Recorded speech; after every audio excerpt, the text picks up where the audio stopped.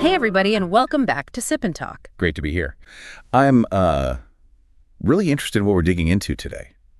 It's something that, well, it feels like a daily reality for so many people, and it definitely sparks a lot of conversation. It absolutely does. Traffic isn't just, getting from A to B. It's a whole system, and the frustrations, yeah, they're deeply felt. For sure. And this whole deep dive was actually kicked off by one of our listeners, Micky.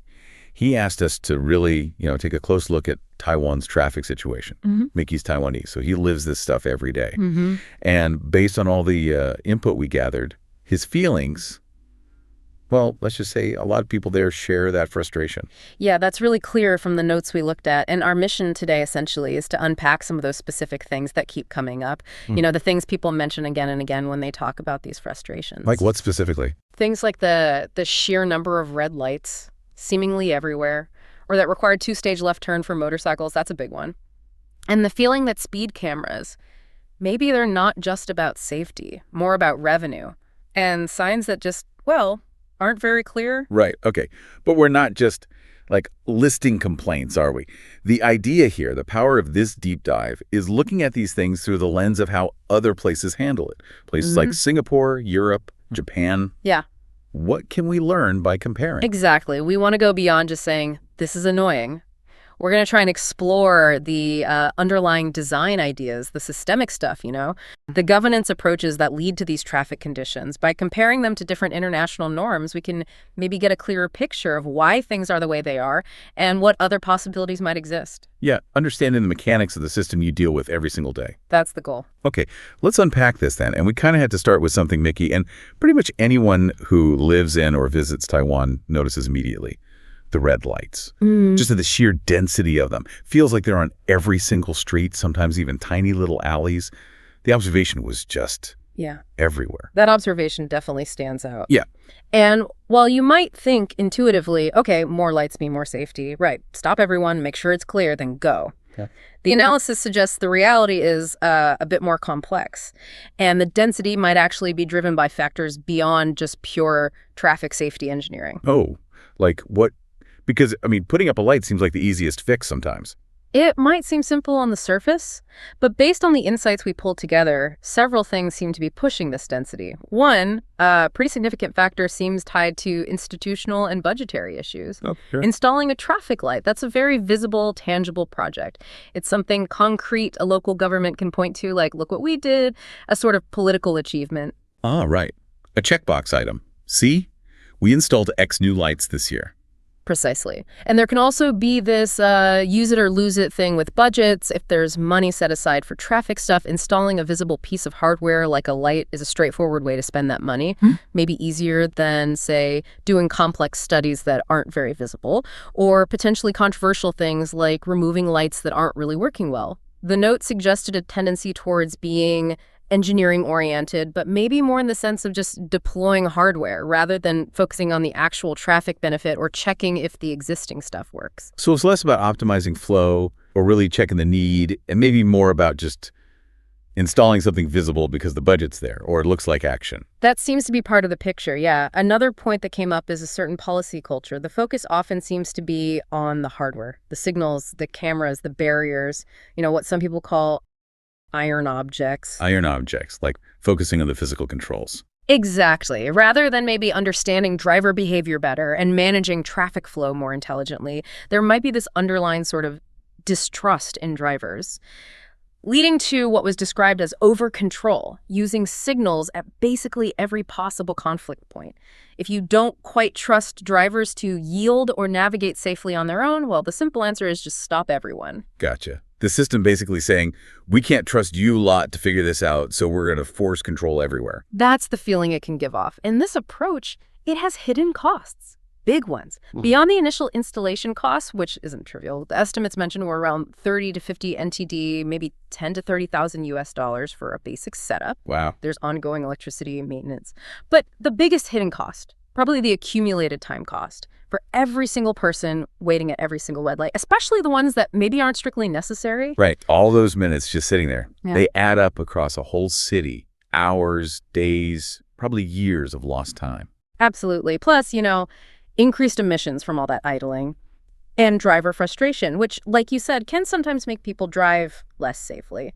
The analysis also pointed to some contributing factors that might make adding a light feel like the only option sometimes. Like what? Things like unclear road design, where it's genuinely hard to tell who has priority. Is this a main road or a side street? Right. Or maybe insufficient driver training, where the understanding of basic give-way rules, yielding, might be lacking. So if the road itself is confusing and maybe drivers aren't super clear on yielding rules, then perhaps adding a light feels like the only way to stop crashes at that junction. That seems to be a common reaction, yeah. Poor visibility at intersections, maybe blocked by trees or buildings, that also makes lights seem safer. And the way accidents are often handled, it defaults to just sticking a light up where the accident happened, a reactive thing. Instead of figuring out why it happened, like a design flaw or bad visibility. Exactly. Fixing the root cause. This tendency, it's even been noted by international media, like CNN apparently mentioned it. Wow. Okay, so it sounds like the huge number of lights might be less about some grand, sophisticated traffic plan and more a mix of political visibility, how budgets work, a focus on hardware, and reactive fixes layered onto maybe some shaky foundations in road design and training. That's a good summary of the factors involved. It's almost like trying to fix a leaky pipe by just putting a bucket under every single drip, instead of actually finding the leak in the pipe and fixing that. That analogy, yeah, it really captures that sense of tackling the symptoms rather than the systemic causes. Okay. So moving from stopping everywhere to a really specific kind of notorious maneuver, let's talk about that motorcycle two-stage left turn requirement. It's pretty unique and, like you said, a huge point of discussion. It really is. So for anyone not familiar, for many motorcycles in Taiwan, instead of turning left directly from the left lane like a car would, the rule makes them ride straight through the intersection first. Then they have to move over to a designated waiting box or area on the far right side. Then they wait there for the cross traffic light to turn green. Then they go straight across, completing the left turn. Huh. So you go straight, hang out a box, then go straight again, but sideways from where you started. Pretty much, yeah. And this whole process, especially at big, busy intersections where you might have multiple boxes, it's earned this really sarcastic nickname, Shoreline. Wait, what does that mean? It translates roughly to waiting area monopoly. Laugh slightly. Waiting area monopoly. Exactly. I love that. It perfectly captures the feeling. But while the name is funny, the criticisms we saw suggest, well, it's not much of a game for the riders, right? Absolutely not. The stated intention is safety, right? Keep motorcycles out of the way of oncoming traffic during a direct turn. But the critiques are pretty significant. Forcing potentially dozens of motorcycles into these often quite small waiting areas, it can cause major congestion, especially at rush hour. Oh, yeah. You see pictures of riders just crammed into those boxes, sometimes spilling out into traffic. Exactly. And maybe counterintuitively, waiting in that box, often right in the middle of a big, busy intersection, it can actually put riders in a potentially dangerous spot. They're kind of exposed to traffic coming from multiple directions while they just sit there waiting. Huh. So the safety measure might actually introduce a different kind of risk. That's the argument some people make, yeah. And then there are practical issues, too, like unclear road markings, or sometimes there just isn't a designated waiting box where the turn is technically required, which can lead to riders getting fined these so-called fine traps because they're trying to follow the rule but can't figure out where to wait, or if they even need to. Ugh, that just adds frustration on top of the inconvenience. It really does. And the broader critique, the bigger picture one, is that it's seen as a kind of lazy policy. A one-size-fits-all rule slapped onto every intersection, regardless of type, traffic volume, or visibility. Applying the exact same rule to a tiny, quiet street corner as viewed to a massive 6-lane avenue. It doesn't always seem logical. So instead of designing specific solutions for specific junctions based on risk, they just apply this one rule everywhere. That seems to be the perception. And one possible underlying reason mentioned in the analysis is maybe government reluctance to take responsibility. How so?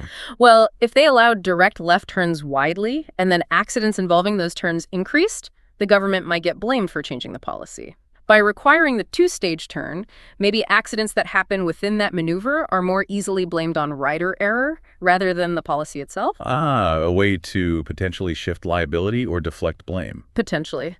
And there was a statistic we saw that's quite telling. Apparently, something like 15% of intersection accidents involve motorcycles while they are in those waiting areas. 15%. Wow.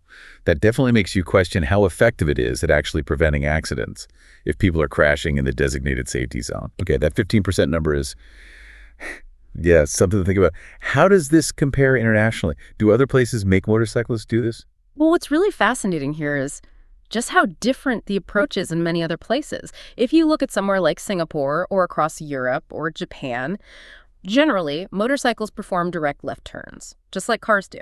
When the main light is green and it's safe to proceed, they turn from the appropriate lane. No waiting box. No two steps. Generally, no. They just integrate into the normal flow of turning traffic. This is usually seen as more efficient, and it avoids those congestion and exposure issues we talked about with the waiting box. The key takeaway from comparing seems to be this difference in approach. Relying on riders to execute the turn safely within the standard traffic cycle, maybe it reflects a different level of trust or integration compared to mandating a completely separate, multi-step maneuver for them. Right.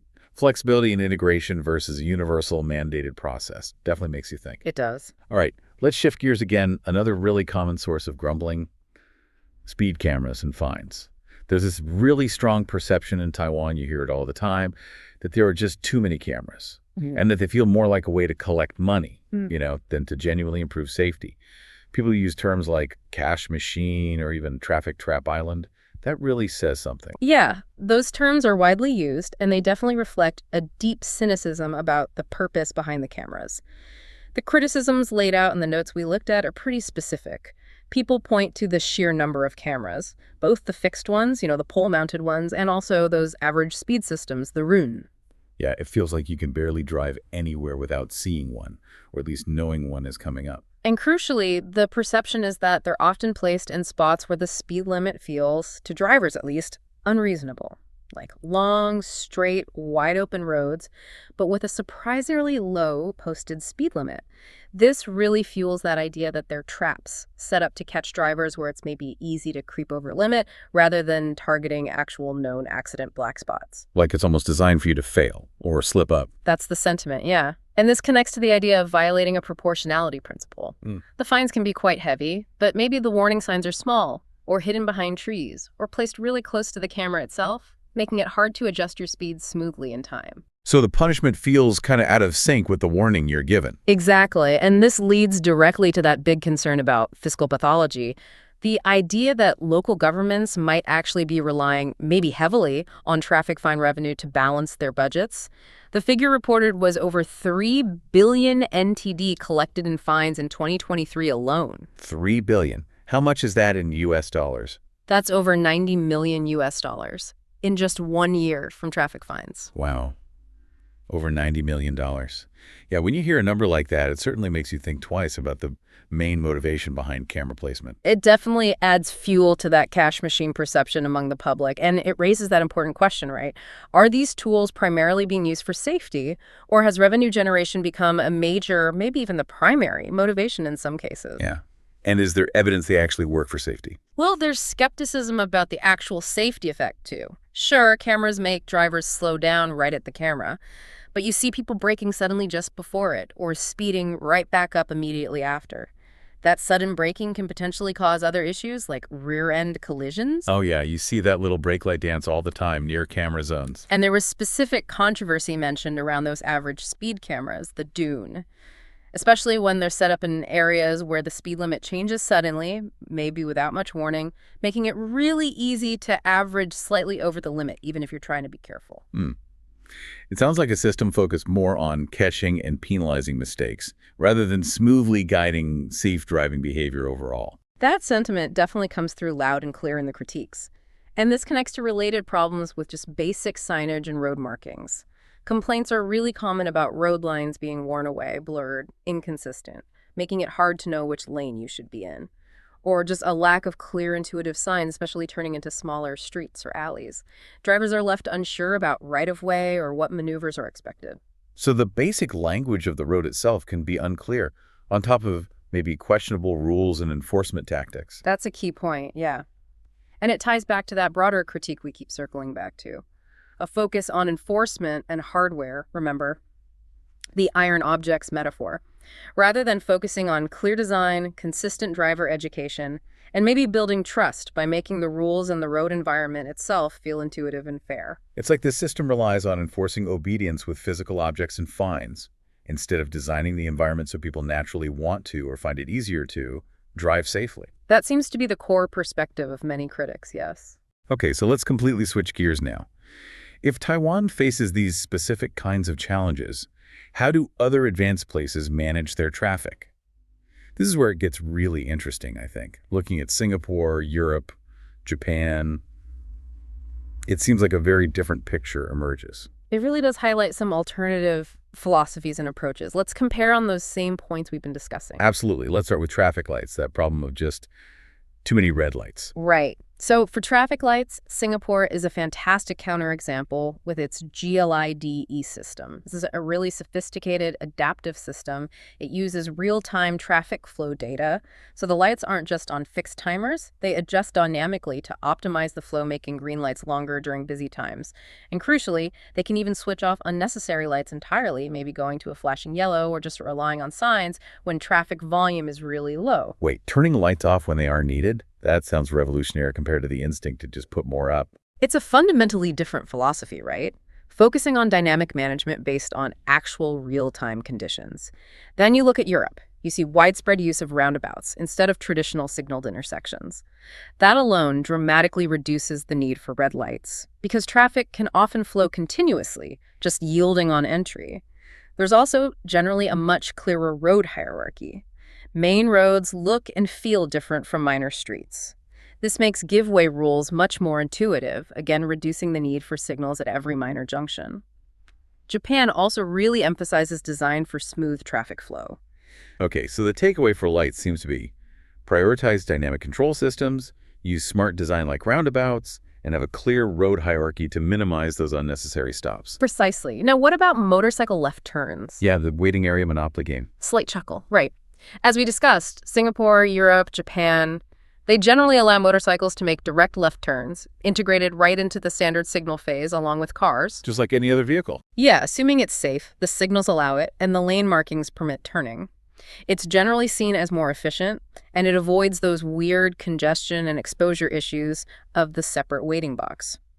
The key difference seems to be a greater level of flexibility and maybe trust in riders to handle standard maneuvers safely based on the specific road situation rather than that universal mandatory separate step. Okay, makes sense. Now, how about speed cameras and enforcement? Are other places just as reliant on them or using them in the same way? Well, based on the analysis, not quite in the same way. In places like Germany and the Netherlands, for example, speed cameras are typically placed only at documented high-accident black spots. And that placement is based on rigorous accident data analysis, not just, put anywhere. So it's data-driven placement focused purely on safety hotspots. Yes. And legally, they often require really clear, prominent warning signs placed well in advance. The idea is more to deter speeding before the camera rather than just catching people by surprise. But here's a critical difference: how the fine revenue is used. Ah, yeah, the $90 million question. Exactly. In places like Germany and the Netherlands, that fine money must go into things like public transport improvements or road safety projects. It doesn't go directly into the budgets of the police force or the local government body that issued the fine. Oh, that's huge. That completely removes the financial incentive for them to just issue more tickets for revenue, doesn't it? It absolutely changes the perceived motivation, yeah. It aligns the enforcement more clearly with the goal of improving the system itself. The Netherlands also heavily uses road design itself to manage speed. How does that work? Things like naturally narrowing lanes in certain areas, using different textured road surfaces that feel less comfortable at high speed, adding physical elements like chicanes or planters. Yeah. Basically designing the road so it inherently makes it feel uncomfortable or physically difficult to speed, complementing any camera enforcement. So the design itself kind of forces the safer behavior, rather than just relying on policing against the bad behavior. That's the idea. Europe also uses average speed cameras, the compare, but they're often perceived as fairer than instant speed traps because they measure speed over a distance. Singapore and Japan are also generally quite transparent about where their cameras are located, focusing more on the safety message. So the takeaway is science-based placement, transparency about location and purpose, using the revenue for system improvements, and leveraging design as a primary speed management tool, not just fines. That whole approach sounds so much more, well, logical and fair. Okay, finally, basic signage and road markings. The road language itself, what can we learn there? Japan is often highlighted for its meticulous maintenance of road markings, almost daily, apparently. Lines are kept constantly fresh, bright, unambiguous. They use large, easily visible signs. There's just a very strong focus on making sure the visual information for the driver is crystal clear and consistent. That kind of attention to detail must make a huge difference in just feeling confident about where you're supposed to go. It really does. It reduces ambiguity. And then you look at places like Sweden with their famous Vision Zero approach aiming for zero traffic deaths or serious injuries. They invest heavily in physical road design to build safety right into the infrastructure. Features like narrower lanes near crossings, protected safety islands for pedestrians, physically enforced low speed limits near schools where the design actually limits speed or shields vulnerable users that reduces the reliance on just signs and cameras alone. So the road is basically designed to make it safer through its structure, not just by posting rules and hoping people follow them. Precisely. The key takeaway seems to be that thoughtful, detailed design can actually compel safer behavior. Meticulous maintenance of markings is vital for clarity, and it's all about a user-centric approach, making the road environment easy and intuitive to navigate safely. Okay, wow. We've gone through those specific frustrations, the lights, the turns, the cameras, the signs, and looked at these really different international approaches. So, stepping back, what does this all mean? What's the big picture takeaway from this whole deep dive into Taiwan's traffic issues? So, what does it all mean? I think the overarching conclusion that really emerges from pulling all this analysis together is that the frustrations Micky and so many others feel, they aren't just, isolated technical glitches with a specific light or a confusing rule. They seem to point towards something deeper, what the analysis called a governance philosophy problem. A philosophy problem? You mean it's about how decisions get made, what the priorities are? Exactly. It seems to suggest a system that might be characterized by a bit of bureaucratic inertia, a tendency towards reactive problem solving. An accident happened here, let's put up a light or a camera. And that focus we talked about on visible, tangible actions, putting up hardware, the wrong, rather than prioritizing maybe more difficult but more effective things like human-centered design, really evaluating the whole system, improving driver education, and building trust. So it's maybe easier or politically safer to just add another piece of hardware than it is to, say, fix a complex underlying design flaw or totally overhaul a driver training program. That seems to be the pattern suggested by a lot of the critiques, yeah. And you also get that palpable sense of frustration that's captured in some of those terms we saw people using in online discussions, like ACKER, which translates roughly to foolish people, or maybe treating people like fools. Wow, that's strong language. It is, and it might reflect this feeling of powerlessness, being stuck in a system that feels fundamentally flawed or illogical, where individual drivers feel hemmed in by poor design or confusing rules that they just can't change. Feeling like you're just constantly trying to navigate this difficult, sometimes nonsensical system, rather than being an active participant in a well-designed, intuitive one. Precisely. But the encouraging part is looking at those examples from other countries. Prioritizing dynamic control, relying on clear design principles, making enforcement transparent, and reinvesting the revenue, maybe trusting drivers a bit more while guiding them with intuitive road design. It shows that change is absolutely possible. It just requires looking at the whole traffic system holistically, focusing on smarter, more human-centered methods than just endlessly adding more controls or hiking up fines. It really sounds like a call for a fundamental shift in thinking, doesn't it? Away from just control and punishment, and more towards design, clarity, education, and building trust within the entire system. That really seems to be the core insight you can draw when you compare these different approaches side by side. This has been incredibly insightful. Honestly, it really illuminates why these common frustrations exist. Thank you, Micky, again, for asking us to look into this. It's a really powerful example of how our everyday environment, the one we navigate constantly, is shaped by these underlying systems and philosophies we might not always think about. It really is. And that leads me to a final, maybe provocative thought for you, our listener, to chew on. If improving something as complex and everyday as traffic isn't just about adding more rules or more hardware, but fundamentally about changing the approach, prioritizing better design, more transparency, building trust, what does that suggest about how we might need to rethink other complex systems in society that affect our daily lives? whether that's education or healthcare or even how we access information online. And it really underscores the vital importance of actually incorporating the perspective of the people who use these systems every day. The drivers, the riders, the pedestrians, their experience is crucial when you're evaluating these systems and trying to make them better. That's a fantastic point to end on. Thank you so much for joining us on this deep dive. We really hope it gave you some valuable new insights into something we all interact with pretty much every single day.